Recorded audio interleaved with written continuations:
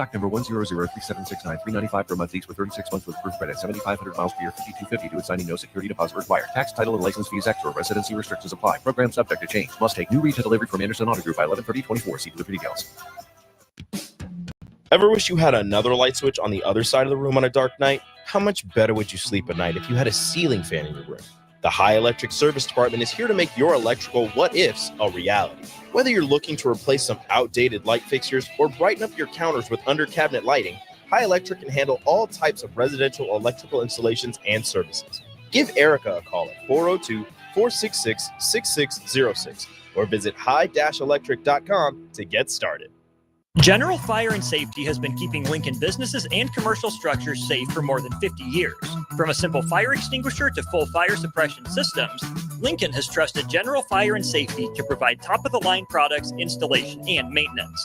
If you're starting a new business in a brand new building, call on General Fire and Safety to help you plan a fire safety system that fits the specific needs of your business, employees, and customers. Call General Fire and Safety today at 402-261-0116. Rashawn Jackson here for Bauer Infrastructure, a veteran-owned local company proudly serving Lincoln, Lancaster County, and the surrounding areas. Bauer provides quality work at an affordable price, and they're growing rapidly. If you want to experience a career with a fast-paced, family-friendly environment, visit BauerInfrastructure.com. They have top-of-the-line benefits, year-round work, even through the winter. Bauer, usher in the new era of infrastructure to an area near you. And as always, go Big Red. Live from the heart of Lincoln, America, welcome to Ticket Weeknights on 93.7 The Ticket and theticketfm.com. That's right. This is Ticket Weeknights, 93.7 The Ticket and theticketfm.com. We get things rolling on a Monday night with the Husker Football Hour like we normally do. We're joined by Tom Shatel of the Omaha World Herald. He joins us on our VIP line, brought to you by Aloe Fiber. That's where they understand the importance of exceptional service with local heart. Well, Tom, I think these SEC teams are pretty lucky that Nebraska wasn't in the college football playoff this year. I get come to Lincoln in 12-degree weather and snow. Wasn't great for UCLA men's basketball either. And as Mick Cronin would tell you, the elements aren't even a problem in basketball. Well, if you look at what's going on in the state of Missouri today, SEC country, arguably, I guess. So, so they better get used to it. But yeah, that's. Well, I sure like to see the first two rounds of the playoff going campuses. Problem is the bowl games. The New Year's Day bowl games are right in the middle of all that, and that's kind of how they exist right now. So there's a lot to look at, a lot to like. I think still a lot to fix with it, but Mick the other day was kind of cool. He walks in there, he's got a UCLA T-shirt on. I mean, he went from the power suit to the T-shirt. Like he had to unwind before he goes to the press conference. And he was very good. But he's he's been at Cincinnati. He came to Lincoln when he was at Cincinnati for I think it was either a regular season non-conference or NIT or something. I think it was non-con, but he knows. I mean, he's been around a lot, and I mean, you don't see the major crowds like this in the Pac-12. I think, and there was a big story in the LA Times Saturday morning before the game about how UCLA was going to have to get used to these crowds in the Big Ten on the road, and one of the UCLA players used to be at Illinois, and he quoted him as saying, "Yeah, it's a whole different thing from the Pac-12. The crowds are on top of you early. It can be abusive. It can be this and that." And so, I think Mick is trying to kind of calm them, get away from all that. You have that in their head going to the games. They still got to go everywhere. Indiana, Illinois, I think somewhere else that's hot. So, yeah, I think that's what that was. But Austin, I'll tell you what, that's kind of what I wrote about for Sunday. It's no longer like a novelty in Nebraska. I mean, this is what Nebraska basketball is now. They're a good team with good players and a hell of a home court advantage, which I'm sorry didn't always happen. People that go to those games that went to the Devaney Center know what I'm talking about. You used to go to a Husker game and the crowd would either show up late or not at all, or then they'd be quiet. We used to joke on the sports staff that we used to call it the library because it was so quiet. And, 1 year Iowa State fans came in and kind of took it over. And it's, but they always got up for KU. They always got up for Texas, certain games. But it's changed. And I kind of feel like we're watching Nebraska basketball grow up right before our eyes. That's why I was so glad. I know the students were gone, but there was no court storming. I thought that could have been a candidate for that. It could be as UCLA is like Carolina or Kentucky or Kansas. When they come in the building, it's just different. And Nebraska have been playing well. They were ranked. UCLA was ranked. I thought, okay, for once, let's expect to win and not act like this is some big upset. Because it wasn't an upset. So I was glad to see that. And I hope that continues. Because Nebraska's good enough to win these games now. There's no upsets. When they play a Big Ten team, they're good enough to beat anybody. They really are, and I'm glad you brought that point up, Tom, because Nebraska's seen its fair share of Kansas. It's seen its fair share of Indiana and Michigan State since the move to the Big Ten. But Nebraska's seen Kentucky and Carolina once. Nebraska's never seen Duke, and then UCLA. I think this was the sixth matchup all time, sixth or seventh between these two schools. And yes, they're members of the same conference now, which will be weird to say for a while. But I don't think previous Nebraska teams handled the moment quite as well. Even if they were favored, UCLA starts the game out on a 7-0 run. I thought Nebraska looked a little shell-shocked, like it was a reintroduction to the length, the speed, and the athleticism of the Big Ten. But to your point, Nebraska built up to a game like this, right? I think they did a great job of leaning into that defensive identity. They got some timely contributions off the bench. It did feel like a growing up moment for a program that says, hey, we're here, we're legit, we're real, tying a program record 20 straight wins at home. It certainly is a growing up program. It is, and I was paying close attention to it. The only thing that happened after the game was a routine handshake line. And that was it. And I thought, that's it. You expect to win. When you win, you go through the thing, and then you go to the locker room. And it's the fans celebrating their seats, and it takes a while to do that. I was talking with Mr. Kent Pavelka about that before the game. I said, Ken, I really hope this isn't a court storming deal if they win. And he said the same thing. And we said, but it's hard for the fans sometimes to actually believe that something is going to happen or that it's going to stay that way. And we were talking about it. I said that's Fred Hoiberg's probably, besides getting him into the tournament winning, I think his biggest mission is changing the outlook of the program and the fans to where you expect to be good. And that takes time. It doesn't, but I'm telling you, they've got an NCAA tournament team if they keep going. And they haven't gone back to back since 93, 94. Mm-hmm. So when they went 4 in a row.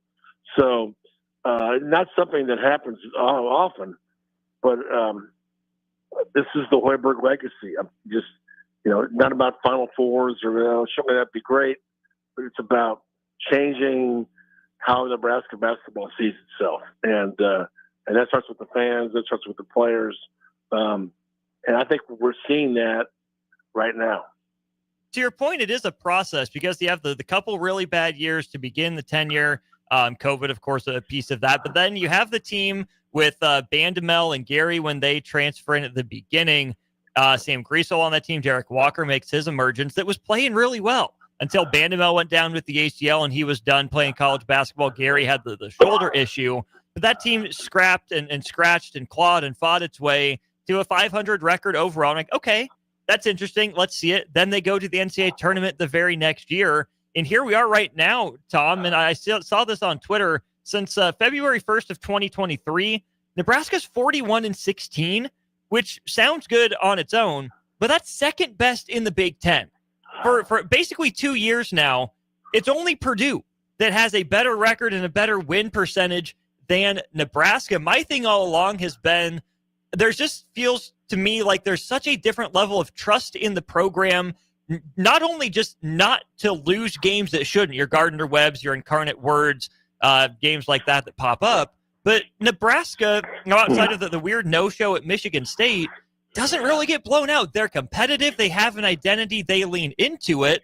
Would it have been nice to see in year one or year two? Yeah, but it took Fred Hoiberg time, I guess, to readjust to college basketball, to adjust to the reality of his situation here in Lincoln. But once he figured out what it was he needed and what he needed to be, it's been an absolutely incredible run for Nebraska these last couple of years. Yeah, it's, and this is Fred's sixth year. It seems hard to believe in some ways. But yeah, there was a turning point right after COVID. And I think, the year after that, he got to such a tough start because at the end of his first year, COVID hit and knocked out the Big Ten tournament and the NCAA tournament. Second year, you go through it. There's no fans. They lost most of their team for like a month in January. Just on and on. And so, but he tried to he went back to his Iowa State formula a little bit. And, back then there weren't people that didn't have a lot of transfers. And so Iowa State got older with some of these guys, and they would go up against some teams that weren't as old. I mean, in the Big 12, and they were very athletic and they could shoot and they played some defense. But he tried that again. And by that time, people were transferring, and the Big Ten is an older league anyway. And you play defense and you rebound, and they weren't doing that. They had Applanassa as sort of a GM of the program, the top recruiter, going out and getting players, a certain kind of player, high level, recruiting guys that athletic and could shoot and all that stuff, but they weren't necessarily going to lock down on defense, or they weren't going to rebound and kind of the gritty things necessarily. So, and then that last went away. I think Fred has kind of taken over.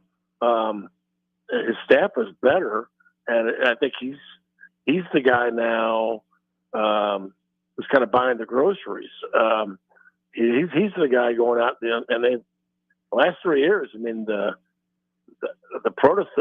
profile of the Nebraska basketball player has really changed, and it's been for the better in the Big Ten. I mean, this is 3 years in a row now, and that they've had these kind of guys, and they started with Sam Griesel and Derek Walker, but who I always want to call Derek Chandler.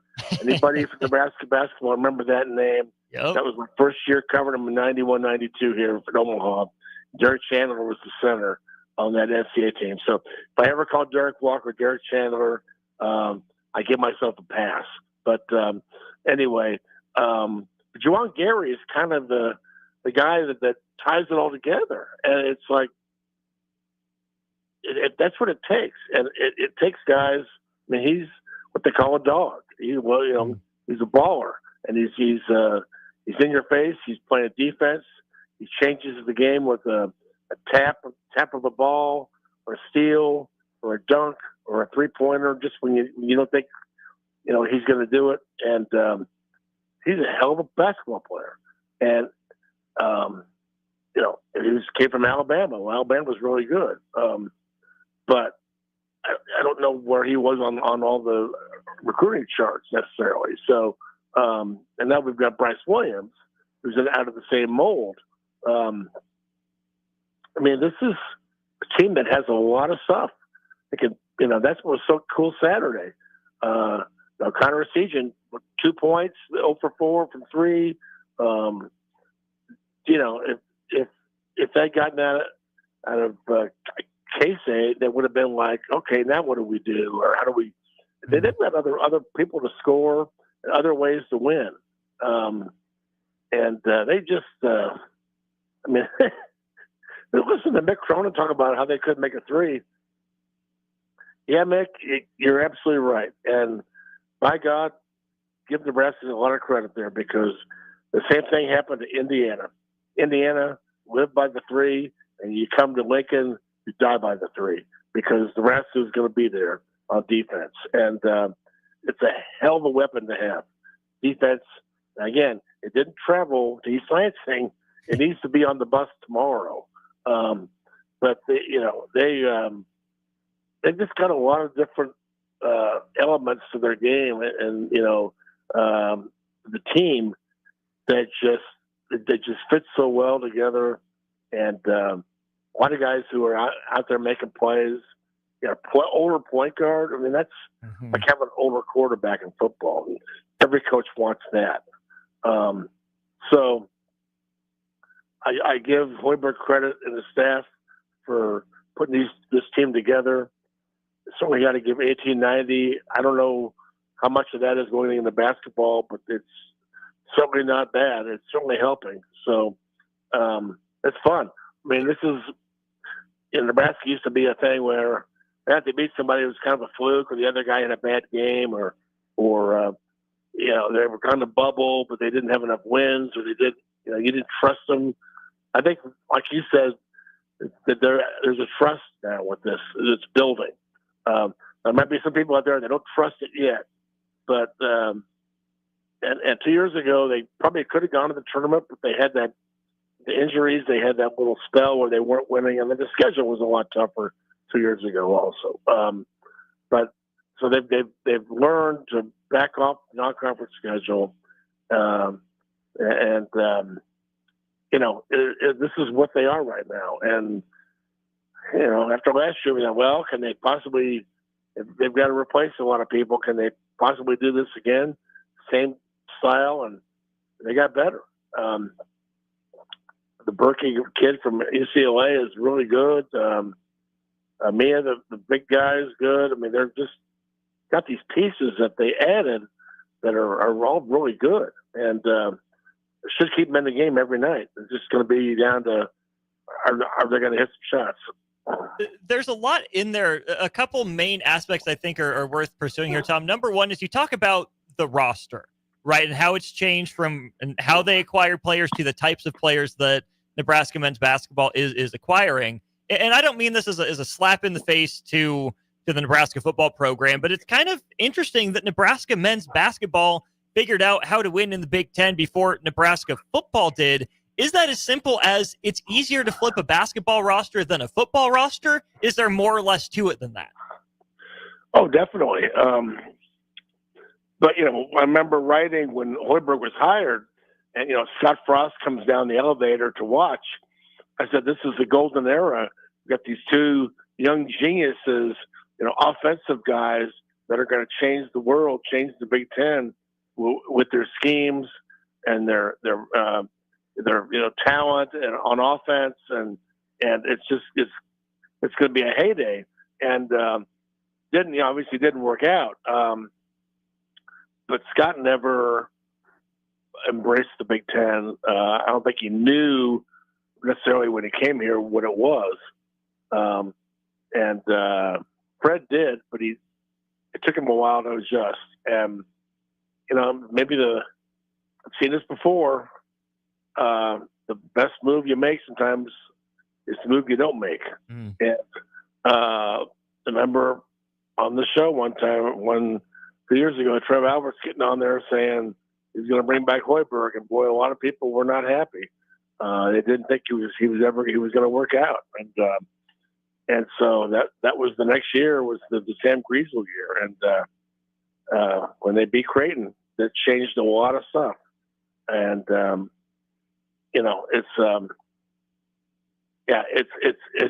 it's been fun to watch. And again, we all thought Fred would bring a lot of credibility and a lot of winning when he was hired.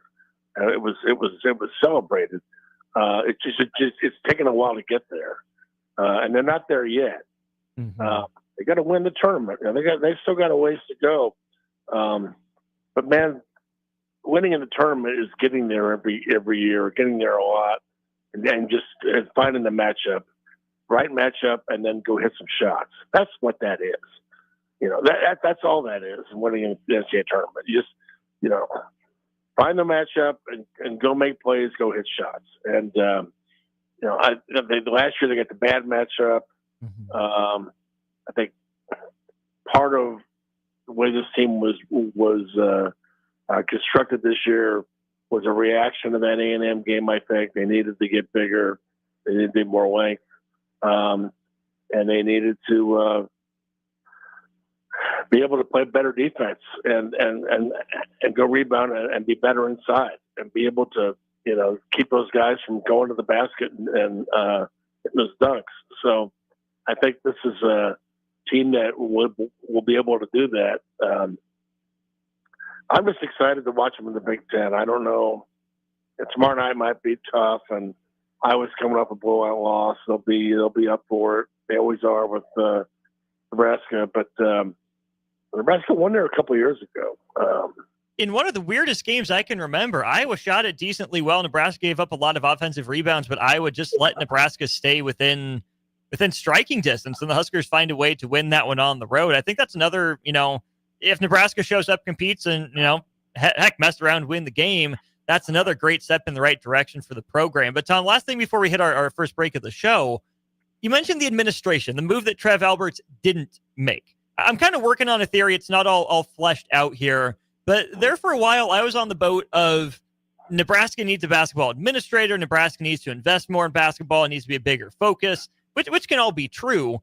But I think there maybe not an opposite side of the theory, but a different part of the theory is maybe Nebraska's athletic department has stopped meddling, got out of the way a little bit, and just let a good coach in Fred Hoiberg go to work. How do you kind of view that growth of the athletic department and Fred Hoiberg over these last few years? Yeah, they have. And, I'm still a guy that says there should be a basketball guy in charge of basketball because the football thing is so big.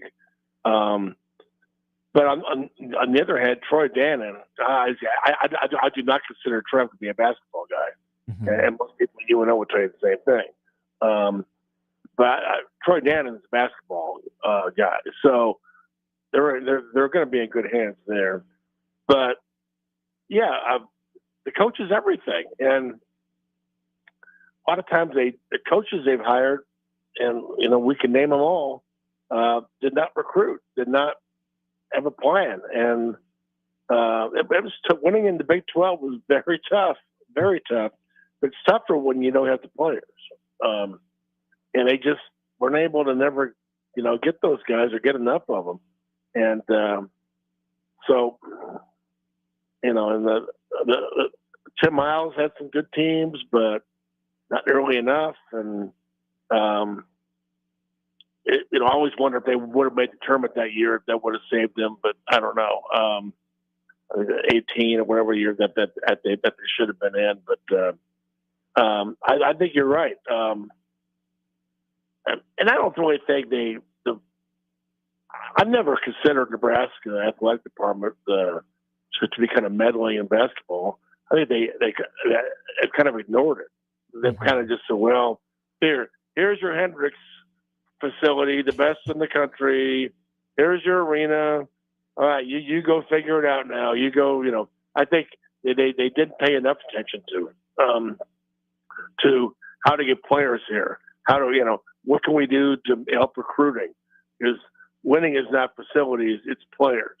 And so now what gets players there? Money. So I think basketball has their attention now. Like Troy Dannon is a basketball guy, and I think that'll be that won't be a problem going forward. But I always feel like they didn't pay enough attention to basketball. Like it wasn't as important, but they've never had it. Once you win in the NCAA tournament and have a basketball program that wins, it's addictive, man. You can't get enough. And so Nebraska never really had that. And I always wondered too if Nebraska administrators over the years felt like, well, we can't put more into basketball. It'll take away from Nebraska football, or if we're good in basketball, it'll hurt football, which is ridiculous. You can be good in both. A lot of schools are. So, anyway, I know what you're saying. I think they didn't do enough for basketball. Fair enough. That's Tom Shatel of the Omaha World Herald, our guest in the Husker Football Hour. We'll go to break. When we get back, we'll talk some Husker football, some transfer portal news, some tight end position, a new special teams coordinator may or may not be on the way. All that and more when we return once again to the Husker Football Hour with Tom Shatel of the Omaha World Herald on 93.7 The Ticket.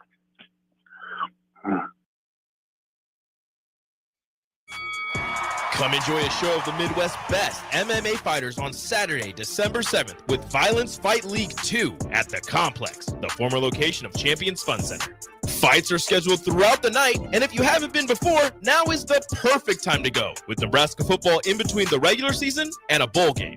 Doors open at 6 p.m. with the first bout at 7 p.m.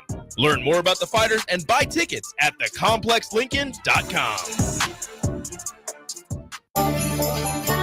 Slay the holidays this year with a gift that'll really get them going. One that's built to win, like the new Honda CRF-R Motocrosser. One that's built for fun, like a Honda Mini Moto. Or one for each member of the family, like a Honda CRF Trail Bike. At Rod's Power Sports, you'll find the motorcycle, ATV, or side-by-side they'll love during the Honda Gifts That Go sales event. You can slay the streets in style with a Grom Mini Moto, slay the trails with the CRF 50F, or pile into a Pioneer 1006 Deluxe Crew that can carry 6 elves over the fields and through the woods all year long. This year, don't just give any gift. Give the gift of outdoor adventure with a ride they'll never forget. Don't miss out. Head to Rod's Power Sports in Lincoln, Nebraska during the Honda Gifts That Go sales event. It's your chance to slay the holidays and your gift list. Dealer participation may vary. See dealer for complete program and safety details.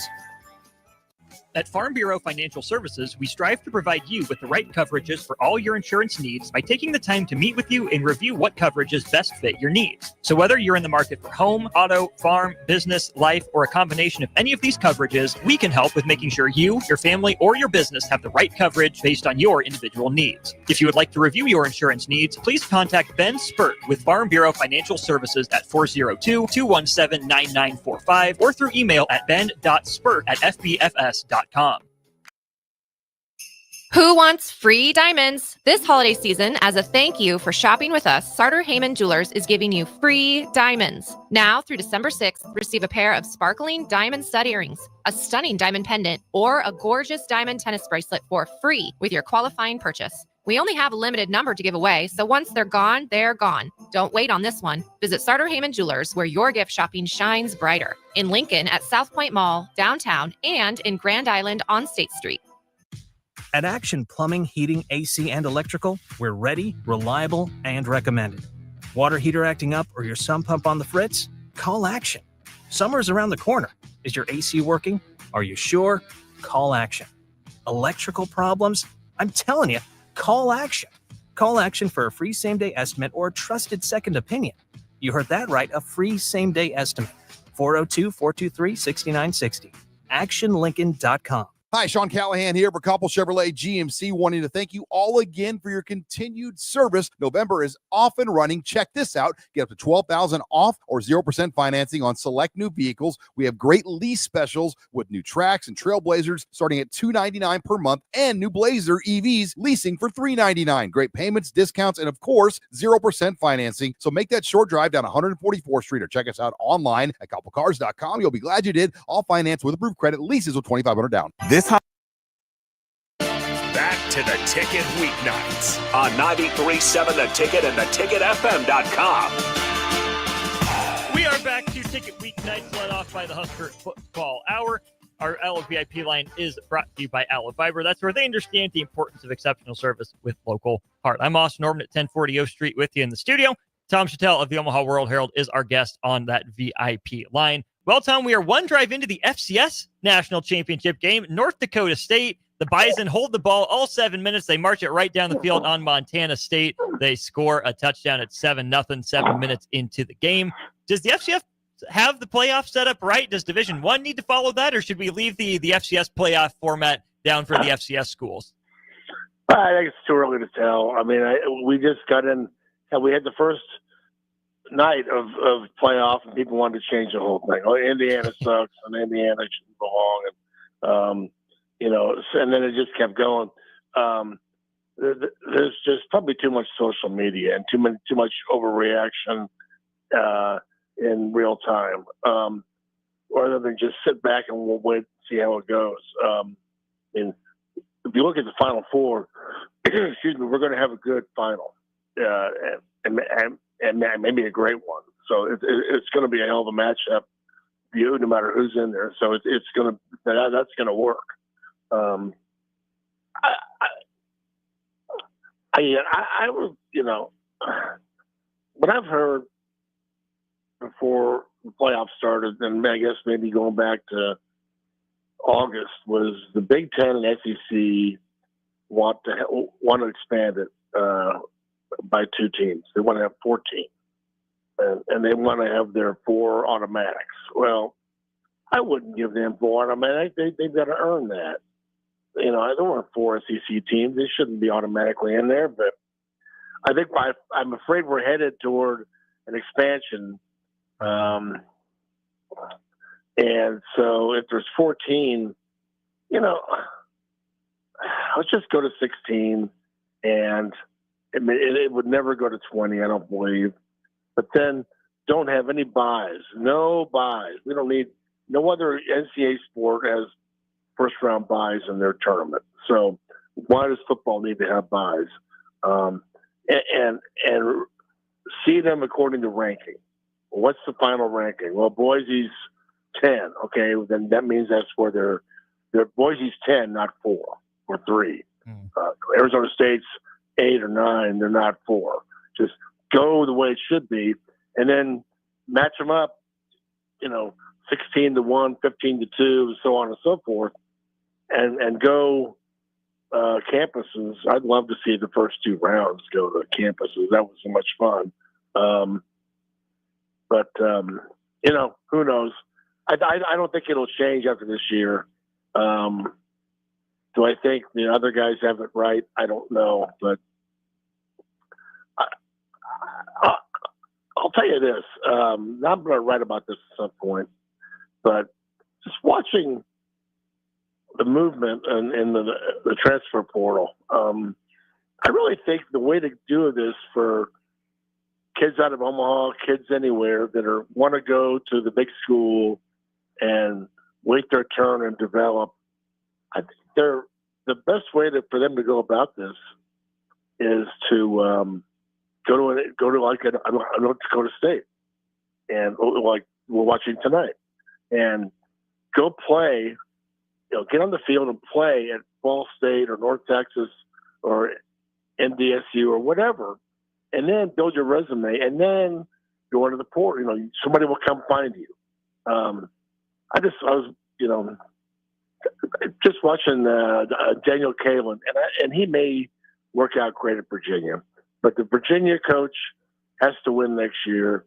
And right after Kalen went to Virginia, the next day Virginia signed the quarterback out of North Texas, who was a senior and was ranked 4th in the country. I mean, he's probably going to start next year. I'm just like, if you're a guy coming out of school, high school, and sometimes it might be better to, and I'm sure Matt Rhodes probably doesn't want to hear this, but some of these kids that are waiting around, college football coaches have discovered that they like older guys. And they'll go find a quarterback who's older, and then the guys who are on the roster aren't necessarily going to be that guy. So I like the FCS. I think it's that may be an angle for a lot of high school kids to play. It's going to be interesting to monitor, Tom, because I think that would be best for the kids. And I don't think we'd ever get to a true, feeder system in college sports, because I don't think a program like North Dakota State or South Dakota State or Montana State or Sam Houston, they're FCS or FBS now, programs like that, if a power program were to continue to pull their guys, I think it's different for like an Iowa Western, say a junior college who knows how long they have guys for. But I think there's a lot of pride in those North Dakota State, South Dakota State caliber of programs, where if it's a guy or two here or there to a program, yeah, they understand it. But as soon as a Power 5, Power 4, I guess, program starts trying to treat these schools like a feeder program, I don't think that would go over very well. Yeah, I don't think it's for everybody. But I'm just saying there's a lot of kids that, generally running backs and receivers play early. They don't have to wait too long usually. But keep an eye on some of these guys who transfer that have left Nebraska, the receivers and running backs, and you just wonder if they had gone to a smaller level earlier, would they be better off? And they probably wouldn't have got the money, but they might get the money eventually. I mean, it's going to be, I think we're still in the middle of it. We're not sure where this is going, but you sure see a lot of coaches that like to go old.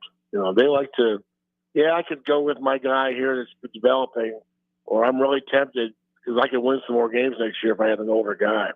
So I really think the Baylor Shinerman plan to me is something to watch.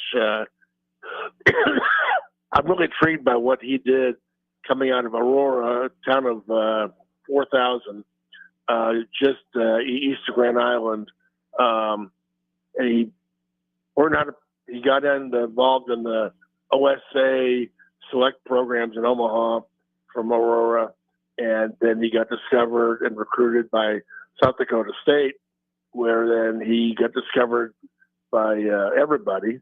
And he went to Creighton, made some money, and then he worked his way into being the number one draft pick of the Boston Celtics. And I think from Aurora, Nebraska to the Boston Celtics, how do you do that? That's it. That's the roadmap. I just think it's an interesting angle. Because usually going to the South Dakota States meant you weren't good enough. But now it means, well, maybe you're not good enough now, but in a few years you might be. That's just the thing. I think another way for Nebraska to win more games on the football side is better special teams. Tom, there's been a lot in the news with that.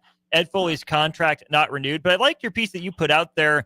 Despite the results on the field, which we'll talk about here in a minute, Ed Foley did something we haven't seen Nebraska coaches do in a long time, and he toured basically the square footage of the state. Just what did that mean for Nebraska football and football in the state of Nebraska?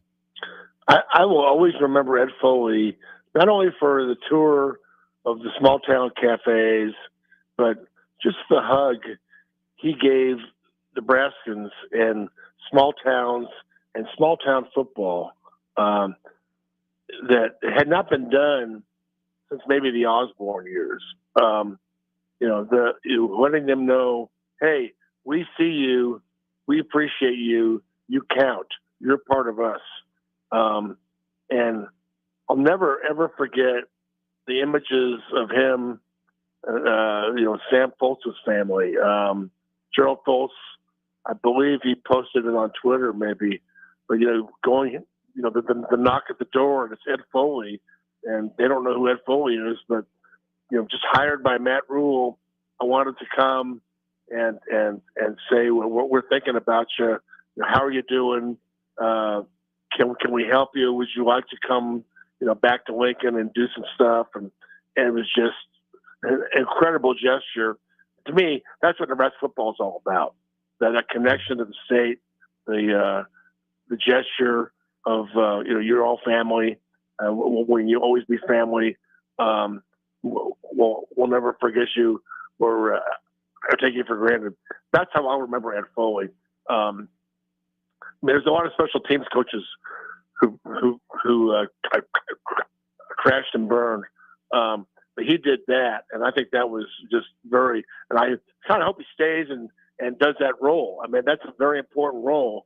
It's Nebraska needs to have that guy who goes around and, hey, you got any players this year? You know, well, we got a couple you might want to look at. And I know they don't get the walk-ons anymore, but it's still an important role to have, and he did it so well that he might find a diamond in the rough out there. You never know. But the special teams thing is I've written about it. We've I called Bill Bush today, the veteran sports talk show host Bill Bush, and he a lot of people want him to be considered by Matt Rule, and he's very good at, and he's been around. He started coaching in 1989 and went until 2022 when he was special teams coach and defensive coordinator for Nebraska. And he had a lot to say, and I put in my column for tomorrow. It's up on Omaha.com now, but he has not heard from Matt Rule, and he doesn't really think he will. And I asked him, well, are you going to call them? And he said, well, I don't think so. I feel like I don't think he thought he would be considered, so he's not going to try to get involved. But I think he wanted to let them know, hey, I'd be interested if you're interested. So, but he had a lot of good things to say. I asked him what the important things are. What are the keys to good special teams? And he had a lot of good things to say about that. So, one is the head coach involvement. The head coach and all the places he's been to, Ohio State, LSU, Wisconsin, Utah, Urban Meyer, they were all in the head coach was in on the special teams meetings and asking a lot of questions and making a lot of comments. The other thing is the special teams coach, and I've seen this before, has to be dynamic, has to be somebody that's going to get his unit fired up. He's got to get, one thing Bill Bush said was that he showed his players clips of Devontae Smith, the Heisman from Alabama, and Derrick Henry, the Heisman from Alabama, on special teams, playing left guard, going down and making a tackle. So he said that's the key, is to be able to get the best players on that unit and to go make plays. So anyway, it's a big job. It was always part of Nebraska football, and they always treated it like it was as big as offense or defense. And Nebraska's been hot and cold over the years on that stuff. I certainly remember Mornay Personnel, right? Running back those punts. But other times, bad things would happen. It's like Nebraska kind of got away from it. Under Callahan, it was all offense, I felt like. And then Bo Pelini felt like defense was the big thing. And it's really time to get back to that special teams where it's equal. It's got equal priority. Nebraska gets a punter out of the transfer portal, a long snapper out of the portal, and a defensive back with some return experience in there. Tom, you can snap your fingers. You can make one aspect of Nebraska special teams better for 2025. What aspect do you think is most important for the Huskers to improve? I love a good punt return, and they've been electric over the years. And I'll never forget the first one I ever saw in Nebraska, 1984, when Oklahoma State, and kid from Lester, Nebraska, who was a rodeo cowboy, Shane Swanson. Oklahoma State was really good in '84. They were threatening to upset Nebraska and Lincoln, and Shane Swanson turned the game around with one punt return. Of course, we all know Johnny the Jet, and Johnny will tell you the punt returns aren't what they used to be throughout college football. But I think they still can be. I guess Nebraska doesn't like they want to try to do it. So I don't know.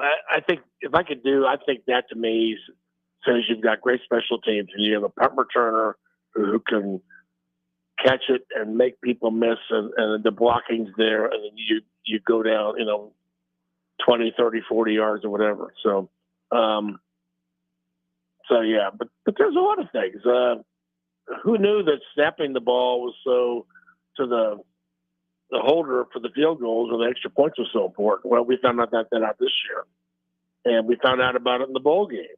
So we were reminded of that in the bowl game. So because that snap was a little off,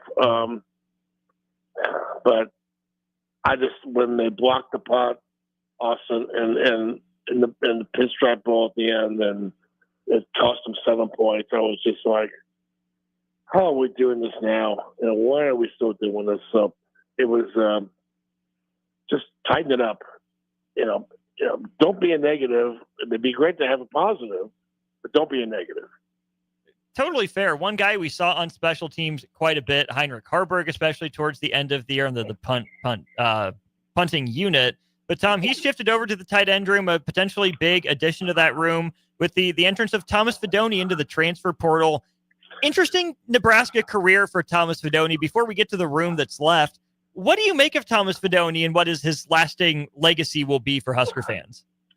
We were all pulling for him. His kid grew up wanting to be a Husker, and he got to live his dream, but the dream had nightmares, injuries, and it's just, changing all the different coordinators and the lack of emphasis on tight ends. And I feel like I would love to see him stay and have the happy ending, the storybook ending for him. But he wasn't getting the ball, and he's probably frustrated with that. I think some of that was probably blocking related. I don't know. But Dan Holgerson said he was really happy with how he was responding in practice before the bowl game. And so, I wish him well. I think a lot of people wish him well, and hopefully he either lands in a place that has a great finish to his career or, can make an NFL roster. I tell you what, Austin, I did just one game, and Harburg had one catch, but he had 2 blocks I thought were devastatingly wonderful. And of all the comings and goings, the people that are the portal, and Heinrich Harburg going to tight end is my favorite move. He's my favorite newcomer. I think he's a football player, and I think there are in college basketball, there are certain guys who are the glue.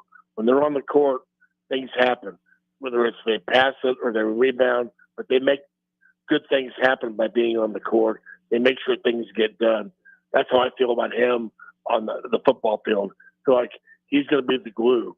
And then where he throws a block, his willingness, he's playing quarterback.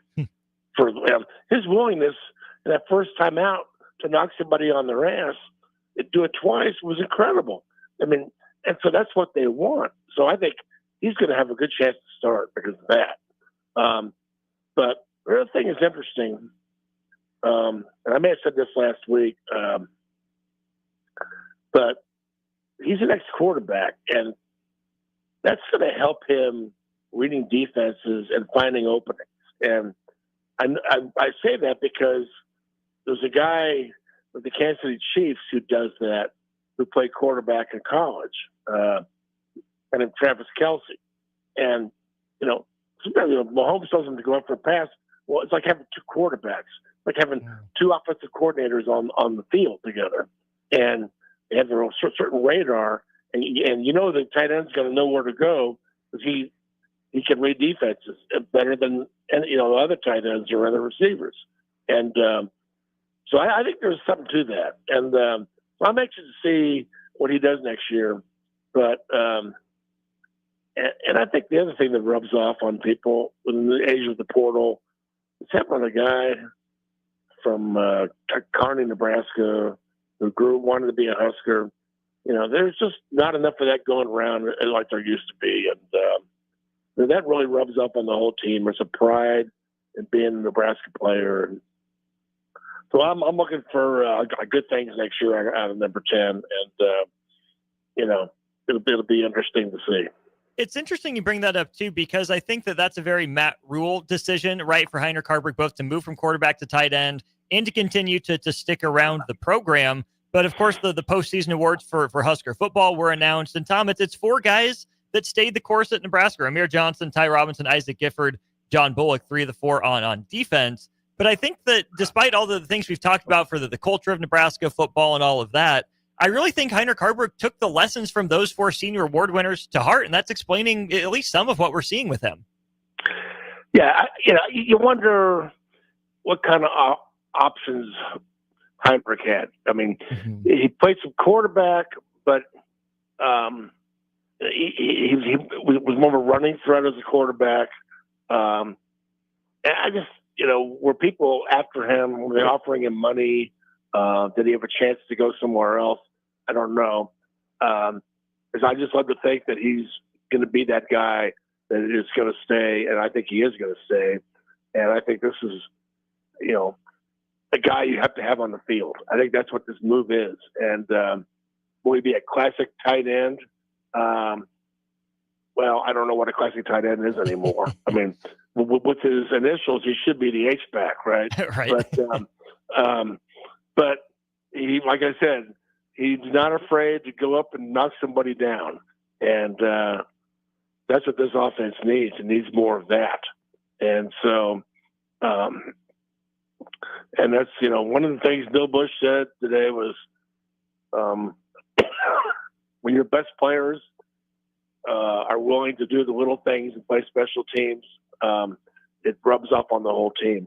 And I think watching Haarberg block and do little things is going to do wonders for that offense next year. Because people are making money and they're coming in and they're wanting the ball and all this stuff. But one of the most, I think he has a chance to be one of the most popular Huskers in a long time. Because of where he's from and what he's doing. And last time I checked, I don't follow social scene, but I think still dating a volleyball player. I mean, I think he's going to become the guy everybody wants to be. So I'm really anxious to see what he does next year. We will certainly keep an eye out for that. Anything else stand out to you from the transfer portal, Tom? Any other additions over the last week you like or have raised your eyebrows for Nebraska football? I'm just very confused. I don't know what the hell to think about this because I looked it up online and they said the portal closed Saturday the 28th. And I'm going, people are still entering the portal. So what is it? Is it just this thing that's always open? I mean, does it ever close? What are the dates? I'm very confused by this, and it's probably very simple, and I'm not smart enough to figure it out. But I literally thought it was closing on the 28th, and people are still entering it. Maybe they entered it before the 28th, and they're just announcing it. I don't know. Do you get maybe a window after your bowl game or something? I wish somebody would explain it to me because I don't know. Well, the next time someone can explain it to you, please send them my direction, and we'll make sure they're the most popular man in America, because I doubt you're the only one, or we're the only ones on this show asking questions, Tom. It's a heck of a ride. That's funny. Yeah. Well, Tom, appreciate it. It's been the hour with you. Got to you a little bit late, but hey, DP and Jay have their ramblings to do occasionally. As always, appreciate the time. Sounds like we're keeping this going through hoop season, so we'll keep the party going for a few months. Tom, how about that? Awesome. I love it. This is so much fun. And, I start talking, and by the time I'm done, it's an hour. So as long as you guys don't mind it, I love doing it. In fact, we appreciate it. So, Tom, as always, thanks for your time. We'll do it again next Monday. Thanks, awesome. Bye-bye. That's Tom Shatel of the Omaha World Herald with us. He joined us for the Husker Football Hour on our VIP line, brought to you by the great people at Allo Fiber. Allo Fiber is where they understand the importance of exceptional service with local heart. Allo powers so much of what we do here at The Ticket. Could not be the station you love without it. Give a shout out to our friends at Allo. Appreciate them. Thanks to Tom. As always, don't go anywhere. The Don't Punt Hour. DeMornay, Pearson, Al, Harrison Orange comes your way in just one moment.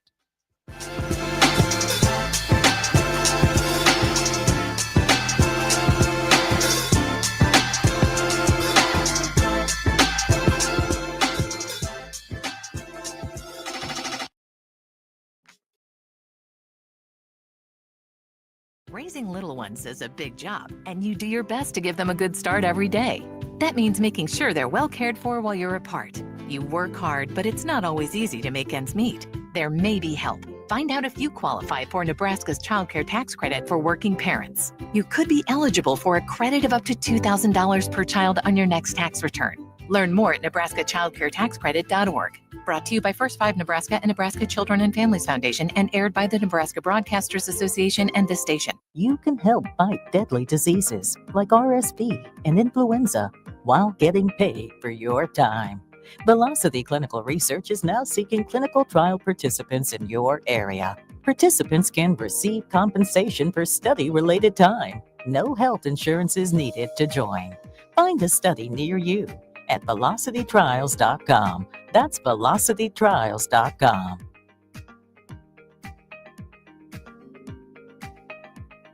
Ryan, with all this red and all these people around, I'm still not seeing the tailgate. Todd Spidell, former body shop owner, terrible driver. We're getting close. Now, did you know with 3 locations in Lincoln and hundreds of years of combined technician experience, we can get Husker fans back on the road even quicker and safer after their tailgate mishaps? Oh, Todd, turn left right here. Left or right? Left, right here. Right?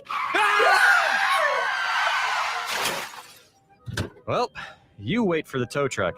I'm getting a hot dog. Well, I guess while I'm waiting. All right! Most recommended! Eustace Body Shop. Woohoo! Dude, you should be on American Idol. You really think so? No. Accidents happen, even to Husker fans. If it happens to you, call Eustace Body Shop, where our customers send their friends. The most recommended Eustace Body Shop. That's who we are. At Anderson Ford, we offer a 5-day return or exchange policy, so you can make sure the vehicle you choose is the best vehicle for you. No pressure. Right now, lease a 2024 Ford F-150 for $395 per month. Experience better at Anderson Ford. Stock number 1003769, $395 per month lease for 36 months with proof credit, 7,500 miles per year, $5,250 to assigning no security deposit required. Tax, title, and license fees extra. Residency restrictions apply. Program subject to change. Must take new retail delivery from Anderson Auto Group by 11/30/24. See delivery details. Ever wish you had another light switch on the other side of the room on a dark night? How much better would you sleep at night if you had a ceiling fan in your room? The High Electric Service Department is here to make your electrical what-ifs a reality. Whether you're looking to replace some outdated light fixtures or brighten up your counters with under-cabinet lighting, High Electric can handle all types of residential electrical installations and services. Give Erica a call at 402-466-6606 or visit high-electric.com to get started. General Fire and Safety has been keeping Lincoln businesses and commercial structures safe for more than 50 years. From a simple fire extinguisher to full fire suppression systems, Lincoln has trusted General Fire and Safety to provide top-of-the-line products, installation, and maintenance. If you're starting a new business in a brand new building, call on General Fire and Safety to help you plan a fire safety system that fits the specific needs of your business, employees, and customers. Call General Fire and Safety today at 402-261-0116.